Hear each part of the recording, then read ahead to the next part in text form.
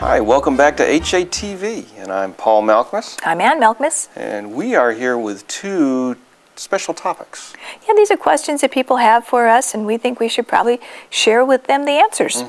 The first one's peanut butter, and what's our opinion on peanut butter? And the second one is going to be on soy milk. You see it everywhere, but why doesn't Hallie Acres promote it? And we'll be addressing both of those today. Peanut butter. Gosh, do you remember when you were a kid? Every day, Dad had a sandwich of peanut butter that he gave us. That was prime in our brown bag for lunch. That's what we had, peanut butter sandwiches. Or peanut butter and banana. Oh, what a great combination. Peanut butter and jelly. Yep. All of those, we grew up on them. We sure did. I think many of us in our young age group did the same thing. Choosy mothers choose peanut butter. Yes, or a particular brand. But you know, Hallie Acres doesn't promote peanut butter. In fact, we replace peanut butter with cashew butter and almond butter. And the primary purpose for that is peanuts are a legume. They're not actually a nut. And sometimes, depending on how they're grown, peanuts are also grown in quite a bit of mold, also known as aflatoxin. So what we're finding is, between the fact that they're so difficult to digest, plus we're not confident in their growing culture, we believe that we're better off to avoid them completely. And if you have ever tried cashew nut butter, you can certainly understand that replacing peanut butter with cashew butter is not a difficult thing to do at all. Cashew butter is incredible. In fact, one of my favorite snacks is celery sticks with cashew butter in it. You sure? Or almond butter. Almond butter, either one. They're both incredible. And you know, you can buy those in the grocery store. And they even have raw varieties in the grocery store of these, both of them, I believe. They do. But you can also make it at home. In your juicer.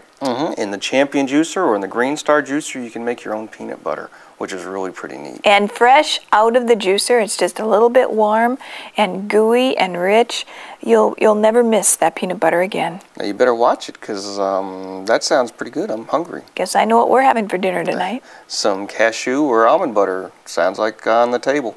Sounds good to me. Yes. So we really avoid the peanut butter, though it's common, and many of us are brought up on it. It's extremely difficult to digest, and because it is a legume, and it's really, we can't digest it well. And then with the mold, it's much better to stay away from peanuts and peanut butter, and stay over there on the cashew or nut butters, almond butter. You'll enjoy them, either one, or any other kind. We've experimented with pecan nut butter, which is a little harder to put together because it doesn't have the oil. But boy, have fun with your nut butters. Yeah. Now, when we make our own nut butters in the juicers, we don't soak those nuts before we juice, or before we run them through the juicer. Right, because you want the natural oils in there, but they're going to be so pulverized that any enzymes, inhibitors that might be on them will be gone. So that's Hallie Acres' position on peanuts and peanut butter, and we hope that you enjoy your cashew nut butters and your almond butters. The other topic for today is soy milk, and you see it everywhere. I mean, you walk in the store now, everything, not just soy milk, but everything is soy, it seems, these days. It does, doesn't it?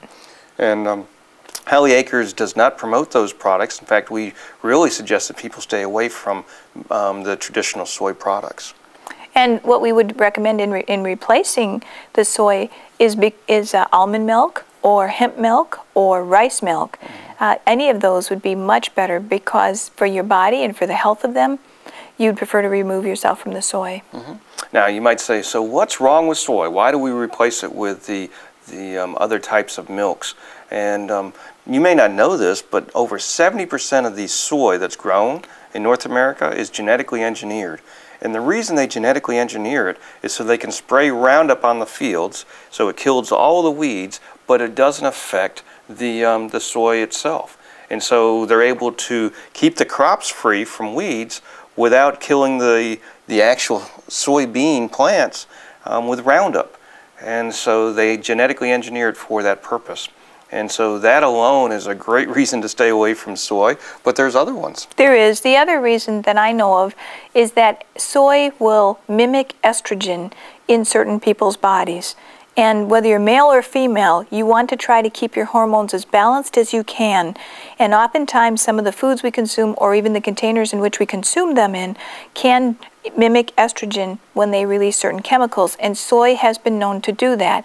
So for many people, when hormones have an imbalance situation, we're best to avoid soy at all costs. And also soy is really high in protein, and we feel that part of the reason that so many people are coming down with cancer, it's the high protein. And you know, we see people who are vegetarian who are eating a lot of soy products coming down with the same cancers as animal eaters. And protein is a fundamental reason in that. And so we really recommend that people stay away from soy for the high levels of protein as well. If we want protein, there's many other places we can get protein that aren't animal source, that's not an animal source, or that's not soy. And that would be through your hemp, your chia, your pea proteins. There's rice protein, so there's a lot of other proteins that we feel would be much healthier for us than something with a soy protein. So ultimately, with the nutrients that you can derive from soy, you can easily derive any and all of them from other sources that don't have any of the additional side effects that soy would give.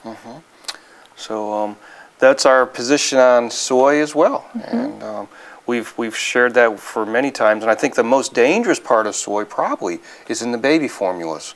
And there's baby formulas that have soy, and we've read many studies and many articles warning against the dangers of giving soy-based formulas to infants.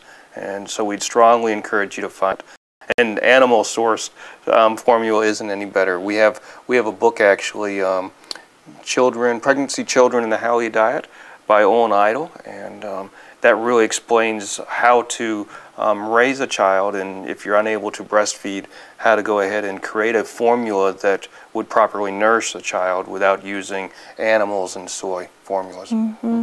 So ultimately, let's do our best to avoid soy, because there just really we haven't found enough studies that can conducively indicate the values of them. So we hope that we've shared some information with you today that benefits you. This is AM and PM and HATV, and we'll see you next time.